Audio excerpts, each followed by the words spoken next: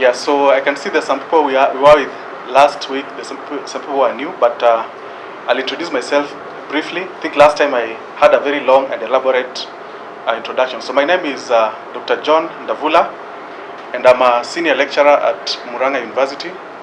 I teach communication studies, and I've been teaching communication studies or media studies for the last 12 years in a number of universities in Kenya. Previously, before I joined Murang'a, I was at St. Paul's University as the head of communication department. And I know there are so many people who have passed through my hands, even some who are in this room, who are my students at St. Paul's University. So I'm happy to be here, and I'm happy to, bring this conversation on disability reporting. As I mentioned last week, disability reporting is not something that we teach either in colleges or universities, and I've interacted with so many curricula. So that's really the tragedy of it. So anyone who wants to learn about disability reporting, it means you have to make your own effort. You have to go out of your way to try and get some of this information which is useful to you. Unfortunately, what happens when you're trying to get information your own way? You could get the right information, you could pick some information which is not very right, but because you're not very sure, then that's what you live by. So I'm really excited that KEDIPA, the Kenya Disability Parliamentary Association, have taken it upon themselves to try and train, even if it's in a small way, just create ambassadors, people who can begin looking at the society critically, reporting critically, disability issues critically, and try to bring them to the table. Now, before I go to my presentation, I can tell you what I've been up to, especially for those who, between last time we met and today. In between, I'm also a disability researcher, as in like I do in media. If you're doing researching in media, media is very wide. You can choose anything to research on. You can decide to research on children, you can do advertising, you can do audience, and so on. So for me, part of what I do is researching on disability issues in the media. And I think last week but one, I was presenting a paper with Jacqueline at Pretoria University, and part of what we were discussing was WhatsApp and participation in sexual and reproductive health for women with disabilities in Kenya. And the paper generated a lot of interest. Hopefully we'll publish it, and then it can be available to more people. So if you're here, you're doing media, and there's a topic that interests you, that's also a direction that you can think of going. You can find a problem area in your field, something that interests you, something that disturbs you, and say perhaps this is what you can begin either writing articles on or just researching on, and so on. Okay, work together on a number of projects. So perhaps maybe let's start off by hearing from you. What are some of the roles you played in that award-winning program, Able Differently?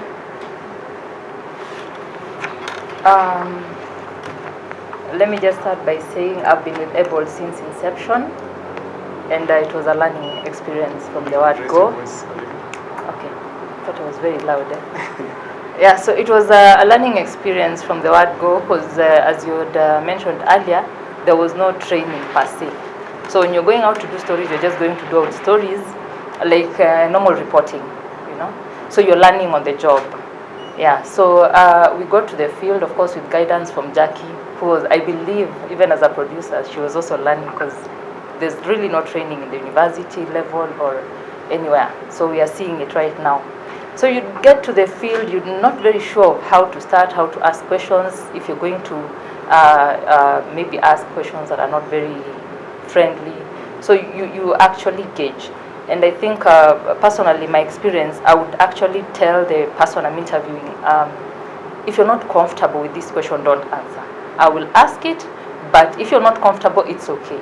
And at any one time, you can just decide, let us take up. Because you'd find sometimes the stories are very, very emotional, and you'd need to actually take a break or something. Okay, fine. Thank you about that. Now, if you think back about the interviews you've conducted, which interview would you say was the most challenging for you to do as a reporter? I think I've done so very many of them. Yeah, so I have done quite a number, a lot of interviews. Each one, of course, comes with its own challenges. If I were to say the most difficult one, there's a lady, I think her name was Kerubo. Yes. And you'd realize she was not very forthcoming with answers, you know. In fact, I came to even realize she did an interview much later. I think at that time maybe there was a lot of stigma going on in her life or something, so getting information from her was not very easy. But she's currently a mother right now. As I saw her on a different platform, she had shared her story. But at that time, I wanted to know so much. You're trying to ask questions. She'd give you just shallow. She'd answer. Later on, I saw on a different platform whereby she was engaged by another reporter, and she opened up. And in her opening up, I was actually shocked because not every person with disability shares their stories to that extent, especially when it comes to those very personal, how they use the toilet, all that. You realize there's so many things you learn. So I think that's interesting. So afterwards, it's like you catch feelings, you know, like why yes, did she like open up to me and somebody else? Okay. But I understood. So it was a challenging interview, but I came to understand her later because even to date, I think there's a post I noticed just recently whereby she talks of a friend who had engaged her because she has a child. That person was like, "You have so many problems. Then you now have a baby. Isn't that even more?" So they get surprised. How would you go on to have a child when they look at the disability like it's already a problem? So now you have more problems. Okay. So I think for her it's still a journey. Yeah, but I remember that was one of the challenging interviews I had. Okay, and perhaps if you think about maybe one of the most successful interviews, and maybe if you can just point out what you thought was very positive or what you did right to make that interview go very well. I would say most of the interviews that I have that I always categorize them as success stories are those ones that they are kind of looking for help.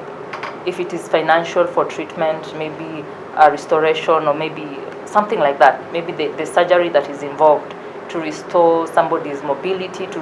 So you find we go ahead and do their stories, and then we request for help. So from the platforms, you find people come in, and there's finances that are coming in, of course, through the pay bills, or they are grateful at the end of the day. You know, it might not reach that mark maybe that you really wanted it to, but it really helps them. So you find it makes you feel good at the end of the day. You've really highlighted a story, and it brought in positive feedback, and they were helped. They got medical assistance. Yes, they get back to their. So when there's like a real change in the lives of the people, exactly, that makes you feel fulfilled. Yeah, okay. and not just that, not just medical, because you find others, it is more of help. Maybe the sponsorship, people come in. There's a lady, Maria Soke, she's a musician. She's also studying at KU, Bachelor of Education. For her, she managed to get people to call KBC, and then we connect them. So they do her music. She gets sponsors to produce her music free of charge, and even education. So you find actually when we tell those stories, people come in not just to assist when it comes to medical, but even help them with their talents, and yeah. That's good. So maybe my final question. So perhaps there's someone in this room who's never done an interview with a person with disability, and they're looking forward to the first interview.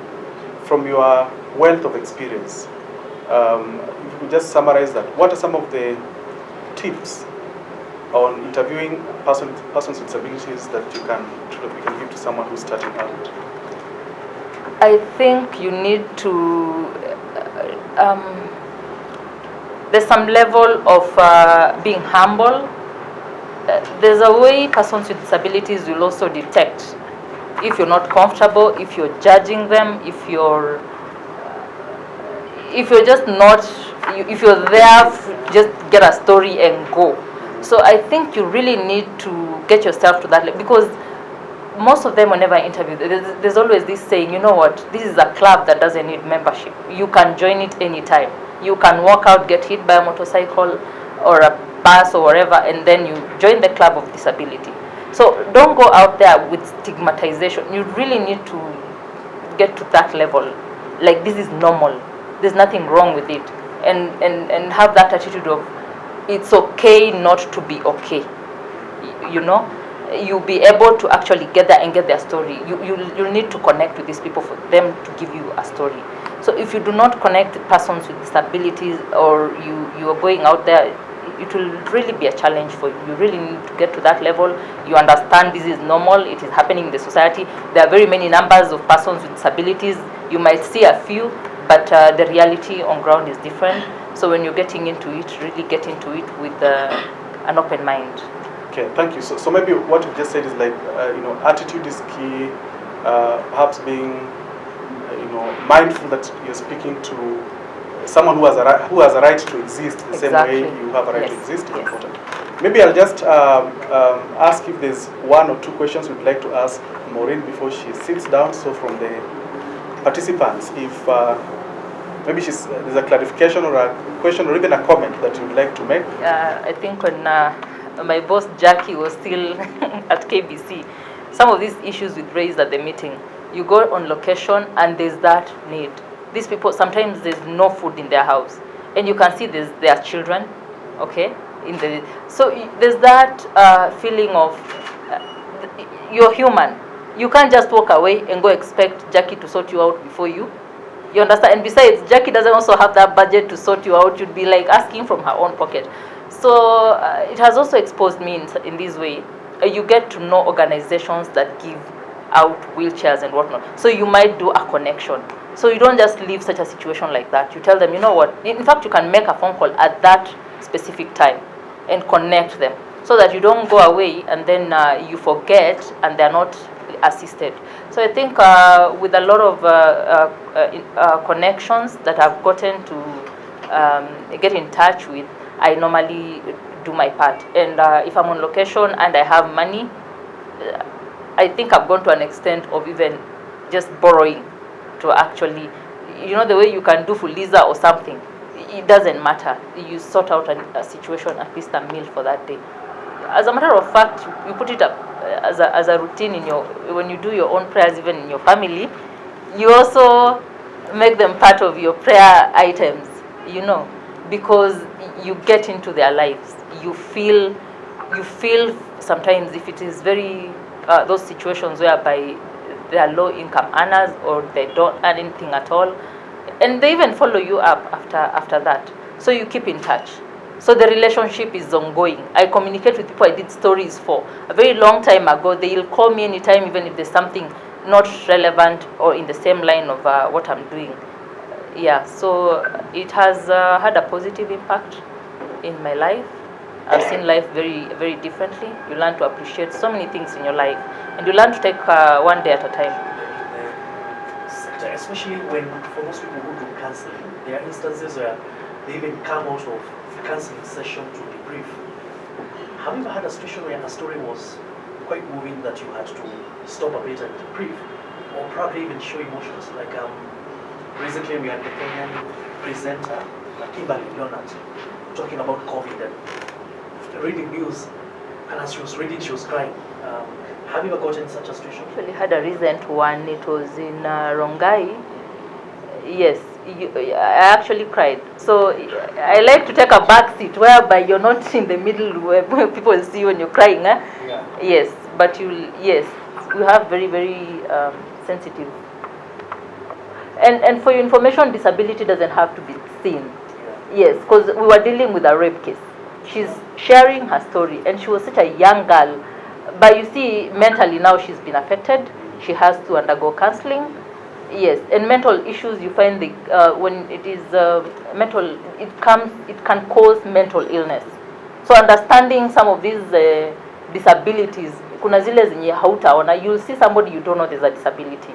Yeah, so when she shared her story, she was raped for several days. She was just 20. Yes. But she's so courageous. She's all that. But if you get her story from the time she was a child to the time she was raped, it was very emotional. Okay, thank you very much for sharing those bits. I know we'll have more chance to interact later. So let's clap for Maureen.